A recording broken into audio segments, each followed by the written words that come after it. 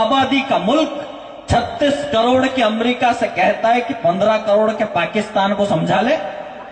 इस मुल्क में इतनी भी ताकत नहीं है। मैं एक बात कहता हूं, अर्जुन के गांडीव धनुष को धारण करना ही होगा, हमको भगवद गीता का उच्चारण करना ही होगा, जेहादी धागों की माला खंड खंड करनी होगी, इनकलाब के नारों की ज्वाला प्रचंड करनी होगी। बांध सब्र का टूट गया तो लंका राम ढहा देंगे और थूक थूक कर हिंदुस्तानी पाकिस्तान बहा देंगे। तब कहता हूं कहीं न कहीं हमारी राजनीति कमजोर है। एक बार अगर वंदे मातरम का नारा लगाओ तो पूरा सदन मेरे साथ लगाए, वंदे वंदे भारत माता की।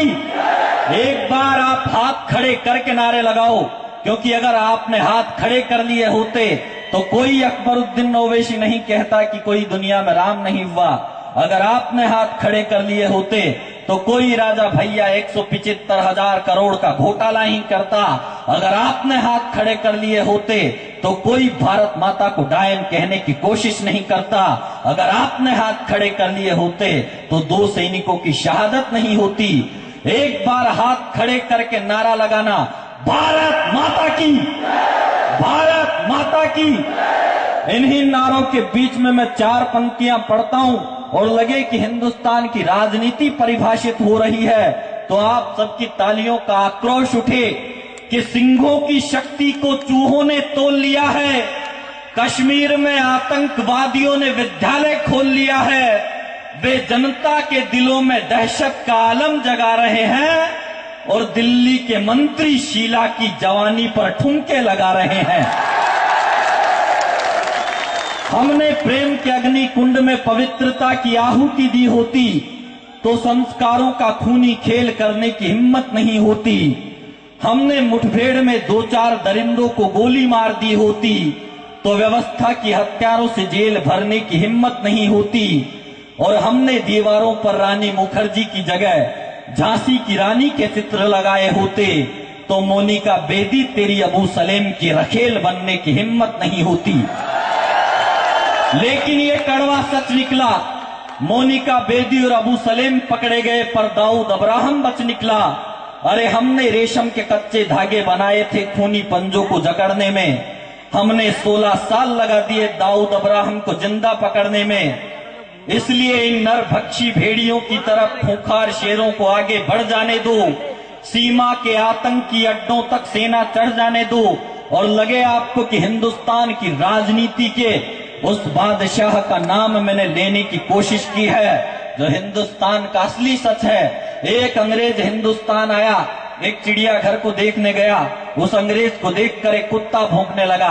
अंग्रेज ने अपनी जेब में से बिस्किट निकाले, उस कुत्ते को डाल दिए, कुत्ते ने भौंकना बंद कर दिया और वो कुत्ता उस अंग्रेज के तलवे चाटने लग गया। अंग्रेज ने वैसा ही किया, अंग्रेज चिड़ियाघर के अंदर गया, एक शेर उस अंग्रेज को देखकर दहाड़ने लगा।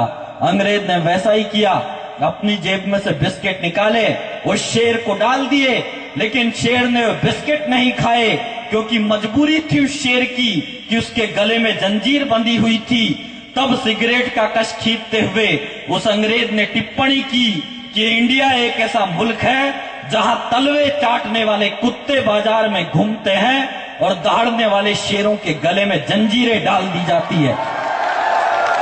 तब लगे आपको कि इस झालावाड़ की जनता के सामने मैं हिंदुस्तान के शेर का नाम लेने की कोशिश करता हूं, लगे आपको कि 100 करोड़ लोगों की भावनाएं जागृत होकर छलक पड़ी है, तो एक एक आदमी आकाश की फिजाओं की ओर हाथ उठाना, एक एक नौजवान मुझे जमीन पर से खड़ा होकर तालियों की गड़गड़ाहट के साथ मुझे बताना, अगर आज आप खड़े हो गए तो समझ जाना कि हिंदुस्तान अब सही दिशा में चलने जा रहा है।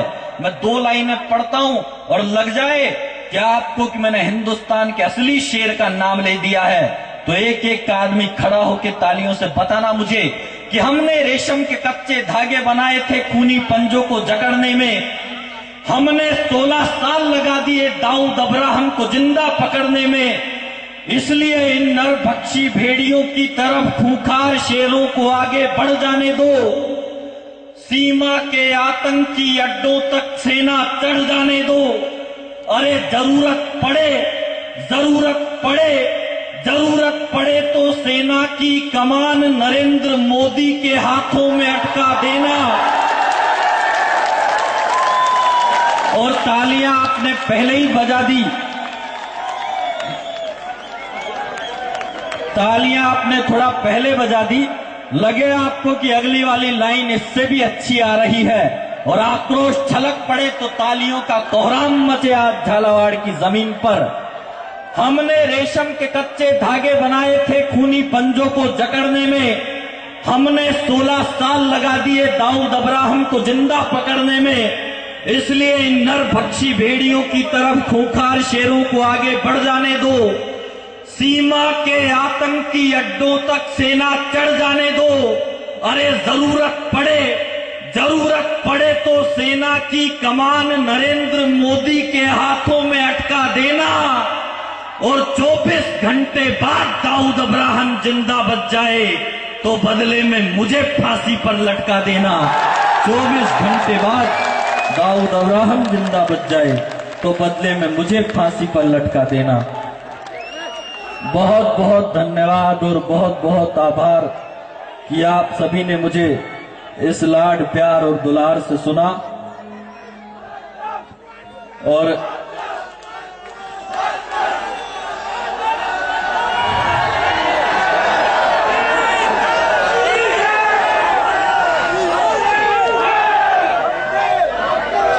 इस देश में जिसने राजनीति के